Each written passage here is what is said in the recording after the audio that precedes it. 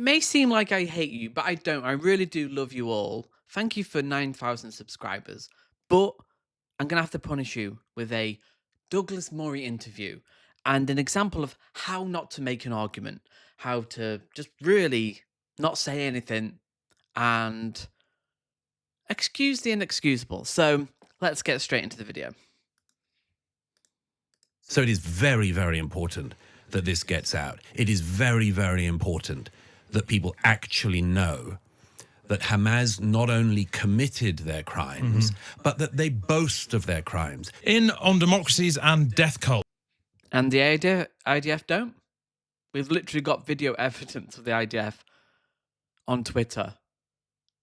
Like, oh, okay. Already my brain's like, Israel, Hamas, and the future of the West. Douglas Murray claims that the West's very future is at stake in the Israeli-Palestinian conflict. It draws on on-the-ground reporting in the wake of the October 7th classic fascist talking point there. massacre, and argues that Western sympathy for Palestinians killed by Israel in Gaza tilts into open support for Islamic terrorism and undermines our own values. No, it doesn't. It really doesn't. See, that you have to. This is where it starts. Like, not having an argument, just creating fallacies, creating straw men of what people actually support when they support the Palestinian people. He has no arguments because he's trying to defend the indefensible. I'm pleased to say Douglas Murray joins me now. Douglas, welcome to Times Radio. Very good to be with you, Hugo. Thanks very much for being here. You went to Israel in the immediate aftermath of October the 7th, and you write in detail about the horrifying events of that day, much of it painstakingly pieced together afterwards, and the profound and awful impact it had on that entire nation. You also write that the world's sympathy didn't last the day. What do you mean by that? Because I'm sure I heard a lot of sympathy. There was some sympathy, but we also... I've had more sympathy from figures like him and the mainstream media, real sympathy. A lot of talk about October the 7th and not the genocide. People they always say October the 7th first. They never talk about the children, the aid people who are getting killed, journalists. There is a lot of sympathy, rightly so. There is a lot of sympathy for what happened on October the 7th, but you can't just look at it in isolation. You have to look at what became before and what came afterwards. So know that on the 7th, anti-Israel groups in the UK and others already put in their requests for an anti-Israel protest the next day, on the 8th.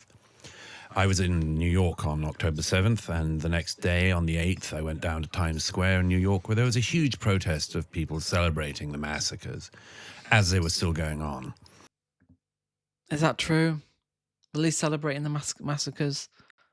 Like, he just has to lie.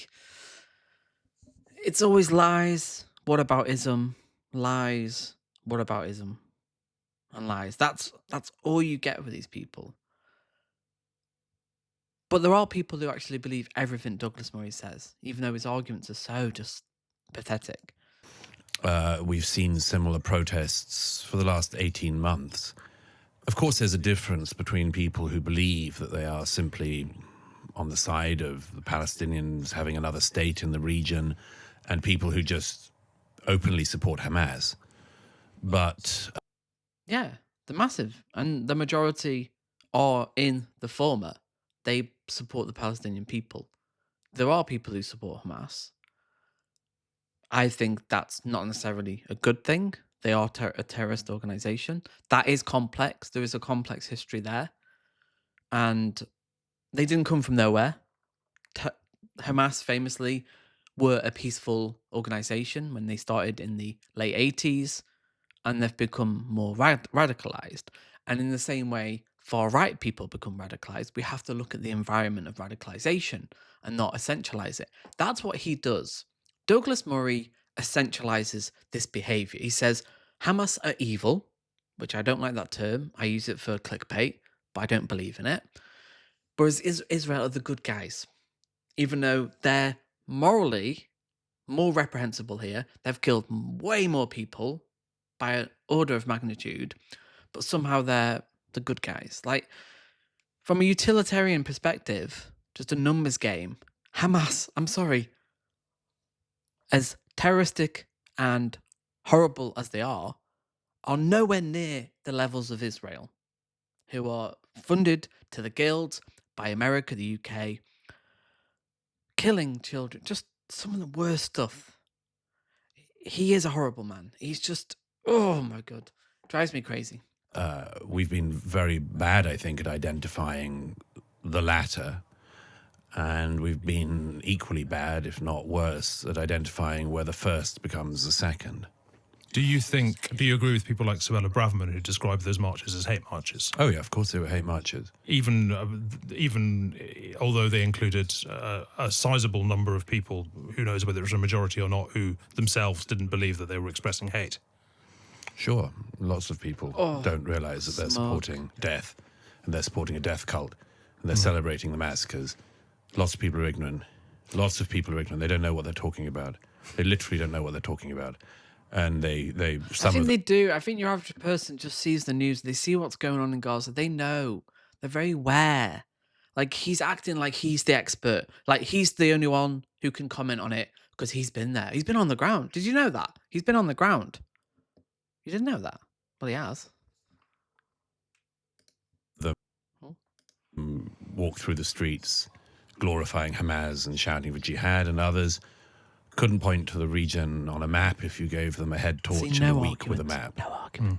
You write also, you watched those marches in the US and European cities, and you thought, and this is the quote, what has this got to do with you? Why does this one conflict matter so much? Of all the conflicts going on around in the world, from Syria to Myanmar, from Sudan to Ukraine, what's this one got to do with you? But it also meant something to you as well, because you went there straight away and you... God, this guy's awful. Like, why do you just ask the question, well, what's it got to do with you, Douglas? Like, you can ask that of other people, but what's it got to do with you? Oh, he's been there. Oh, he's been there. Oh, there you go then. He's been there. He's, like, you have to be somewhere to, like, care about it. Like, insane. Just an insane fellow. And this is what I mean. He has nothing. He has nothing. So you have to, like, just fabricate stuff and just come up with, like, well, but you haven't been there? He's so smug. So smug. See this fight as being the defining fight that basically the West is having in defense of freedom at the moment, which is the crux of the book. Tell us about that argument. Well, I think, that observation, which, came to me when, over the last 18 months when I wasn't in Israel and Gaza and Lebanon, I was around the rest of the world. And whenever I was... Well, he's been to Israel. Ah, he's been on the ground. He's been there. In places like Vancouver in Canada or Sydney or Melbourne in Australia, and I saw these huge anti-Israel protests on the street. I was just like, what's it got to do with you? I mean, you're in snowy Vancouver, an hour away from the skiing, and you're obsessing about this? Now, some people... Insane. Just insane. Apply that to anything. Ukraine. Because he's right on Ukraine. Like, imagine if you said that about Ukraine, like people in Canada upset in Vancouver at Putin's invasion of Ukraine. He would not be saying this. He'd be like, yeah, it's just no arguments. Nothing. Zero. Zilch. Nada. People might say, well, it's such an important cause to make sure that the Palestinian people get another state that or we so dislike the actions of the IDF and the IAF, and we're just simply, and the question I have is, but why? Why, of all the things that go on in the world, why does this get people's ire up? Because it's been going on for decades. This started in 48 with the mass expulsion of 700,000 people. And then since 67, this has been going on for a while. This is a colonial project that has been supported by both America and the UK. You don't support the invasion of Ukraine, but you support the occupation of Palestine. You're inconsistent. There's a reason why people really are divided on this, because you have a colonizer, a brutalizer who's killed way more Palestinians, and then you have a people, half of them are children, some of the poorest areas, most downtrodden, mistreated people. Like, this is not a mystery. When you step back and take the ideology out of it, this is not a mystery, Douglas. And the truth is, as you point out, you may say that it's a flip side of why people like me care about this as well, which is that it is true that the people who have been most vocal in their hatred of Israel from October the 7th hate Israel first and every other Western democracy next. The true. group at Columbia University, See, which again, just not true. Just so silly. Just no arguments. Just no arguments. Like, oh, has become rather famous in recent weeks in particular, calls in its statement of principles for the, quote, complete destruction of Western civilization. I'll do that again. The complete destruction of Western civilization. nothing. He has nothing. So Which group is this? that's the Columbia Students Group who were protesting and camping in the main square at Columbia University for most of the year after the 7th of October. These are the people who were chasing Jewish students across campus, shouting, "Go back to Poland," or saying that these people should be the next victims of Hamas. Any evidence of that? They've decided that for them, the existence of one Jewish state in the world is intolerable. And they focused on it because they believe that if you could annihilate Israel, then you can then get on to the order of business of everyone else. And This is such a fascist talking, but he's such a victim. He's such a whiny victim. Like this, people actually want this. Like, oh, it's just... I'm sorry that I'm, infringing this on you, but it needs to be done. These people, he is one of the worst out there, and somehow he's on Times Radio and he's taken seriously. Like this guy should be pushing back against it. There's no pushback at all. No, there's just nothing. I think in one way they're onto something. They do. They believe that the existence of the Jewish people in a Jewish state is intolerable to them. I believe that sentiment should be very, very loudly called out for the evil that it is. So, speaking as a Jew who Yeah, people don't like ethno states. Oh, they're so evil. Like, why should anyone have a specific piece of land? Like, and if Israel can have it, why can't the Palestinians have it? You can't just have one, because it doesn't work then. Like, oh, English people for England people. England for English people. Okay, whatever that means. Israel, it's like, this doesn't work. You can't just arbitrarily put people, and if you do, Palestinians need a state as well.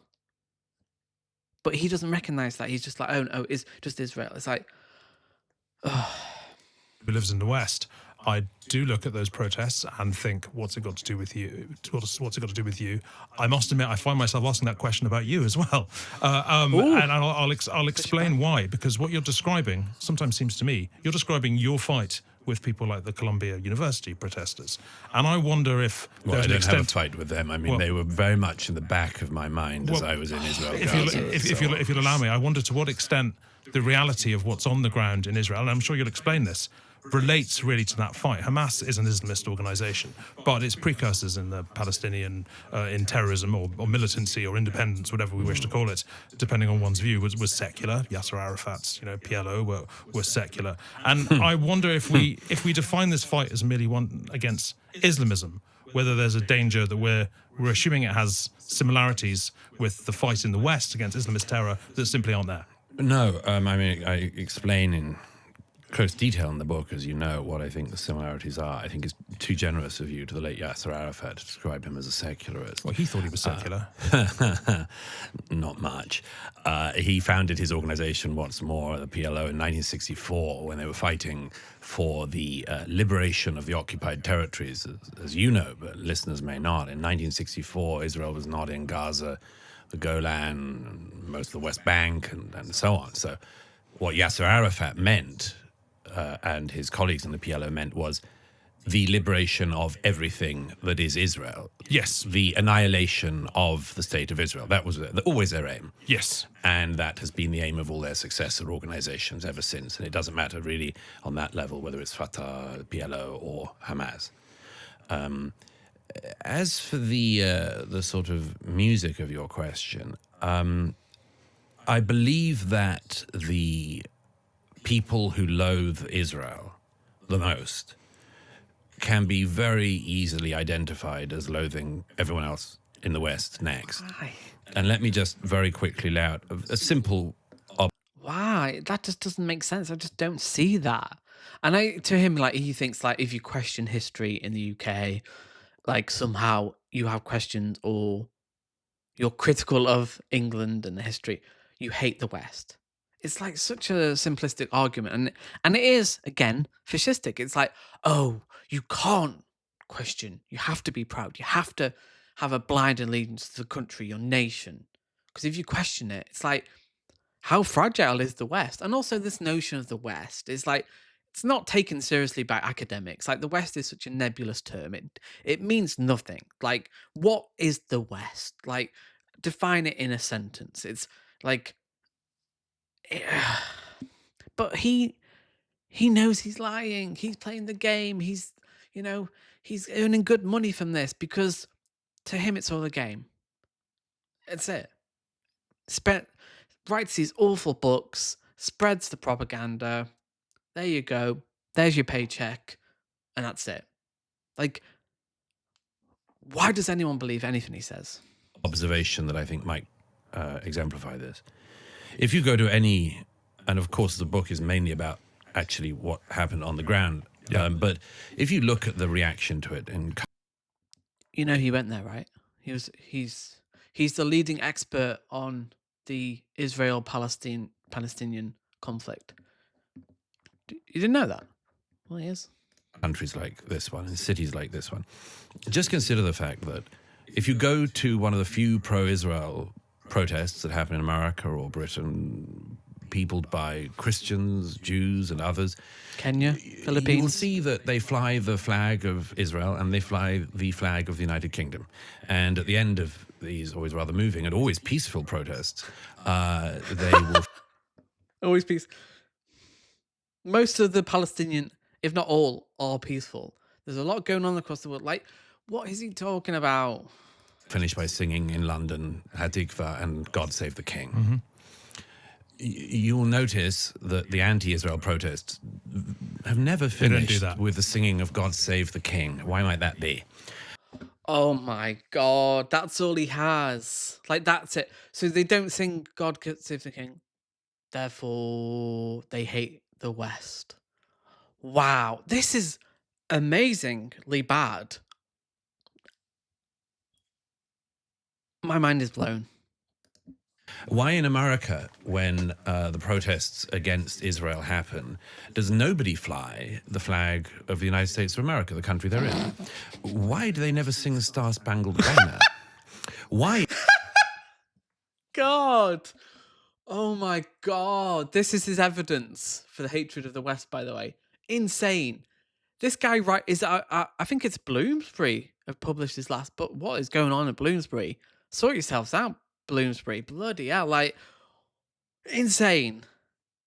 Like, you couldn't make this up. Like, In fact, in protests I saw in DC when I was there last summer, why do they seek the anti-Israel protests? Why do they seek the American flag, tear it down from every mast they can find, and then burn it in the street? well, that's their First Amendment right, my friend. That's called living in a democracy. That's Western values. I know you probably want to make it illegal to burn the American flag, but they have the First Amendment right to do that. Sorry, if you don't like it, go to Israel. I don't need to make this connection. They've made this connection. And it is a great The most tenuous burden connection. and curse in a way of Israel that it should find itself the country that these people hate most. Let's talk. Oh, a bit- I can't deal with him. He's so pathetic. If anyone buys into this, you're either an idiot, just ignorant, just stupid, ideologically captured, i.e., an idiot, or you just like the lies. You think you're the good guys. Israel's like, they can't do no wrong. It's all Hamas. It's all the Palestinian people's fault. Israel has no agency. They're just doing it. Like, they're just the good guys. They're just whatever they do, it's fine. IDF, fine. Like, most disciplined, best military in the world. Like, it's insane.